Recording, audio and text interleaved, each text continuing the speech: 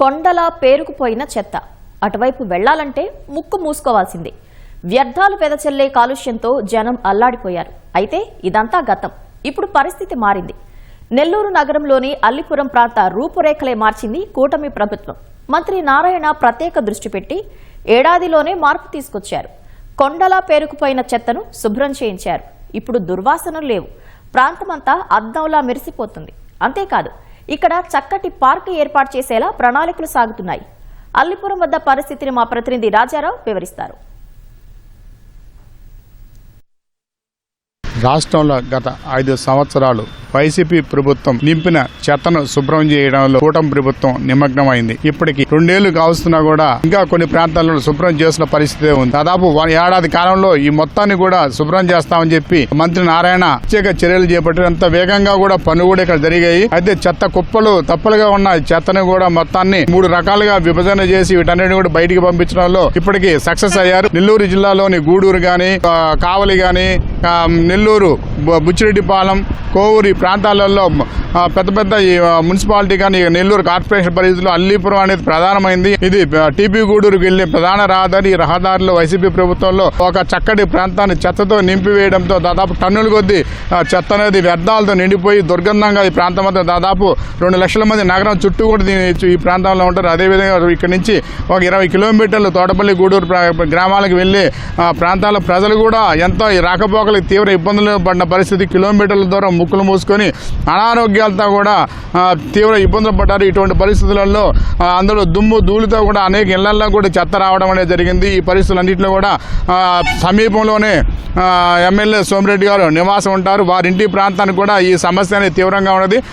కూటమి ప్రభుత్వం రాగానే సోమిరెడ్డి ప్రత్యేకంగా రాష్ట్ర ప్రభుత్వం ముఖ్య నారాయణ గారితోనూ ప్రత్యేకంగా చర్చలు జరిపి ఈ అల్లిపురం చెత్త మొత్తాన్ని కూడా సెగ్రిగేషన్ చేసే ప్రణాళికను ప్రధానంగా దీన్ని ప్రారంభించారు. ఎంతో వేగంగా కూడా ఇక్కడ అల్లిపురంలో దాదాపు పూర్తయింది. ఇక్కడ అల్లిపురంలో ఉన్న చెత్త మొత్తం కూడా 1,20,000 టన్నులు ఈ చెత్తను శుభ్రం చేశారు. అదే విధంగా ప్రతి ప్రాంతాల్లో కూడా 1,00,000-2 లక్షల టన్నులు పైగా చెత్త అనేది శుభ్రం చేయడం అనేది జరిగింది. దీనికి దాదాపు 20 కిలోమీటర్లో ఉన్న దొంతాలి వద్ద కూడా దాదాపు అక్కడ 15,000 మెట్రిక్ టన్నుల చెత్త అక్కడ నిల్వలు ఉన్నాయి. వాటిని కూడా శుభ్రం చేసి చెత్త వ్యర్థాల ద్వారా కరెంటు ఉత్పత్తి చేయాలనేది మంత్రి నారాయణ ఒక ప్రత్యేక ప్రణాళికతో 330 కోట్లతో అక్కడ కూడా ప్రతిపాదనలు కూడా సిద్ధం చేసి వాటి ఆమోదం కూడా పొంది తొందరలో కూడా దొంతాలి వద్ద శుభ్రం చేసే పరిస్థితి అనేది ఉంటుంది. ఇంతకు ముందు బాగా చెత్త పేరుకుపోయి ఏదైనా వర్షం పడినా కానీ గలీజ్గా వాహనదారులు తిరగడానికి కానీ కనీసం ఒక్క సెకండ్ నిలబడదామన్నా కానీ భయంకరంగా వాసన వచ్చేది. ఇప్పుడు ఈ గవర్నమెంట్ వచ్చిన తర్వాత ఈ క్లియర్ చేసిన తర్వాత ఇప్పుడు బాగుంది. బాగా ఎత్తుగా కొండలాగా పేరుకుపోయింది, గుట్లుగా ఎక్కువ స్మెల్ వస్తుండేది. గవర్నమెంట్ వచ్చినాక క్లియర్ చేసి బాగా చేస్తున్నారు. ఖాళీ చేసేసాడు మొత్తం నీట్గా, మొత్తం ఖాళీ చేశారు కదా ఫస్ట్ స్టార్టింగ్ నుంచి. గవర్నమెంట్ చంద్రబాబు నాయుడు ఎక్కినప్పటి నుంచి మొత్తం ఖాళీ అయిపోతుంది. బాగా నీట్గా చేసేస్తుంది. పెద్ద బండి 12 చక్రాల బండి పెట్టి ఎత్తిచ్చేస్తుంది. రోజుకి 10 బండ్లు పోతున్నాయి. వాళ్ళు ఏడా 30 కిలోమీటర్లు 20 కిలోమీటర్లు ఎత్తిపోయి ఎత్తివేసేస్తున్నారు. ఏ ఇబ్బందిలే. నేను ఈ దారిలో వస్తూ పోతూ ఉంటాను.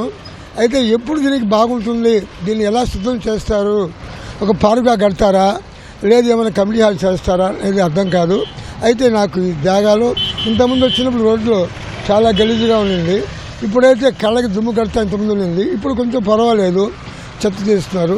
ఇంకా గవర్నమెంట్ వారు అంతా తీసేసి దీనికి ఏదైనా ఐడియా చేస్తే బాగుంటుందని నా అభిప్రాయం, నా అభిలాష కూడా. ఇంతకుముందు చాలా ఇబ్బంది పడుతున్నాం. కంట్లో దుమ్ము పడడం, వర్షం వచ్చినప్పుడు రోడ్లు విధంగా చెత్త ఉండడం, బురద ఉండడం, ఒకసారి కూడా పడిపోవడం అక్కడ అట్లా ఇబ్బంది కలిగింది. ఇప్పుడు అభ్యంతరం లేకుండా వాళ్ళు ఏదైనా పార్కు ఏదైనా చేస్తే మాకు మంచిదని మా అభిప్రాయం.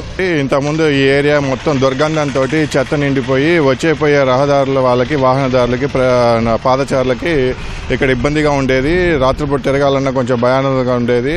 పశువులు ఇవన్నీ తిరుగుతూ ఉండేవి. ఇప్పుడు ప్రభుత్వ అధికారుల ద్వారా డంపింగ్ యార్డ్ని మారుస్తున్నారు. ఈ చెత్త తీయడం వల్ల కొంచెం మెరుగుపడుతున్నది. దీన్ని ఏదైనా ప్రజల కోసం ఏదైనా ప్రభుత్వం ఆలోచించి మంచి ఉపయోగాల కోసం ఉపయోగిస్తే బాగుంటుందని మా అభిప్రాయం. వర్షం వస్తే ఇదంతా వాసన రోడ్డు మీద భయంకరంగా ఉండింది సార్. పెద్ద కొండలాగా ఉండింది దిబ్బ. అది బాగా ఫాస్ట్గా వీళ్ళు వర్క్ ఇచ్చిన తర్వాత చేశారు. బాగా క్లీనింగ్ చేశారు, తొందరగా ఫాస్ట్గా చేశారు. బాగా ఇప్పుడు నీట్గా బాగుంది. ఇంతకుముందు అయితే భయంకరంగా స్మెల్ వచ్చేది. రోడ్డు మీద స్మెల్ ఈ చెత్త అంతా వచ్చే గందరగోళంగా ఉండేది, వాసనగా ఉండేది. జిగ్మా గ్లోబల్ ఎన్విరాన్ సొల్యూషన్స్లో పనిచేసినాను. ఇక్కడ ఈ అల్లిపురంలో మొత్తం ఫ్రమ్ మార్చ్ 2025 నుంచి ఇక్కడ పనిచేసినాను. ఇక్కడ లోపల బ్యాక్ సైడ్లో ఉంటా మొత్తం చాలా ఎక్కువ ఈ అన్ని లోపలగా హైట్గా ఒక 15 మీటర్లు 10 మీటర్లు హైట్గా చెత్త ఉంటుంది. ఇది అన్నీ క్లియర్ చేసి ఇది మొత్తం మాకు సపరేట్గా సాయిలు, స్టోన్స్, ఆర్డిఎఫ్ మొత్తం అది సెపరేట్గా తీసి సెపరేట్గా అన్నీ అక్కడ పెట్టినాము. అది పూరా సిమెంట్ ఫ్యాక్టరీస్కు పంపించి అది అన్నీ ఆల్టర్నేటివ్ ఫ్యూయల్ నుంచి అది పంపిస్తున్నాను. అల్లిపురం డంపింగ్ యార్డ్ నుంచి కెమెరామన్ హరీష్ బాబుతో రాజారావు, ఈటీవీ న్యూస్.